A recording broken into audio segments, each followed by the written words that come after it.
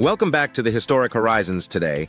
We're diving deep into the reactions from UFC 304. In the main event, Arnold Allen faced off against Giga Chikadze. Allen emerged victorious by unanimous decision after 3 rounds. The fight was highly competitive, and the MMA community had plenty to say about it. Aljamain Sterling described it as a very competitive scrap and noted the high level of skill from both fighters. Michael Chandler praised the start of the main card, while Ben Askren highlighted Allen's strong third round, which he felt was crucial for his win. Henry Cejudo noted the impact of Allen's pressure and power shots, appreciating the great fight from both competitors. The MMA guru had Allen winning 2-1 over Chikadze, emphasizing the close nature of the second round and the potential difference made by Arnold's forward pressure. Nolan King was surprised by Allen's decision to stay standing throughout the fight, but recognized his striking as a clear statement. Aaron Broner agreed with Michael Bisping's take that grappling might have been a safer path for Allen, but Allen chose to showcase his striking abilities. Alan Jouban critiqued Chikadze for spending too much time counterfighting and not being aggressive enough. Gorgi Kokiashvili expressed heartbreak over Chikadze's loss, but was proud of his achievements and hoped for a strong comeback. Luke Thomas described Allen's performance as a strong rebound and a careful yet relentless effort. He also shared his frustration over a hand injury that affected Allen's performance, although he remained optimistic about his return. In the middleweight bout, Gregory Rodriguez defeated Christian Duncan by unanimous decision after 3 rounds. Reactions to this fight were mixed, particularly because of some technical issues with the broadcast. Sean Xian pointed out that Rodriguez has a high ceiling in a relatively weak middleweight division. Alan Jouban thought a strong finish could have really energized the crowd, especially given the early hour.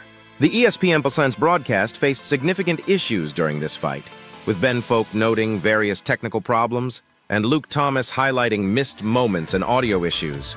This led to frustration among fans and analysts alike, as the production problems detracted from the viewing experience.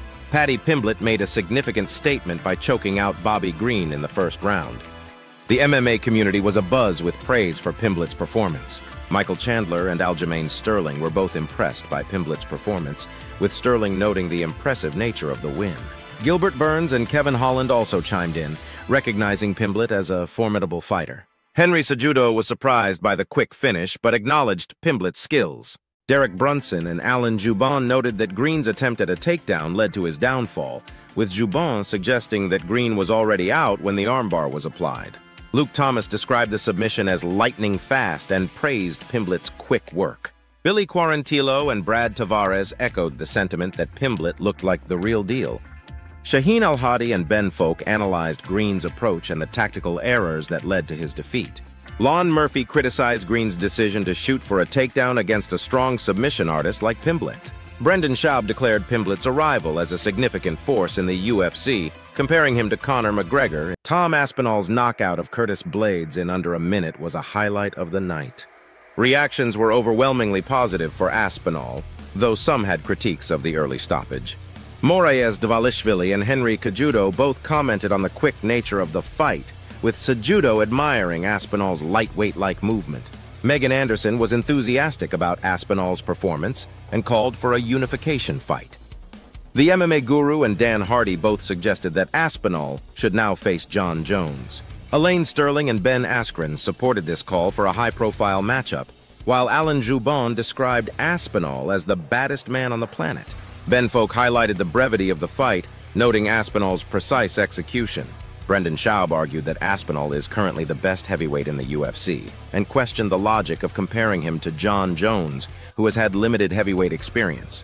Dylan Dennis and Aaron Bronstater praised Aspinall's performance, while Yuri Koshkin and Derek Brunson agreed that a fight against Jones is a must-see matchup.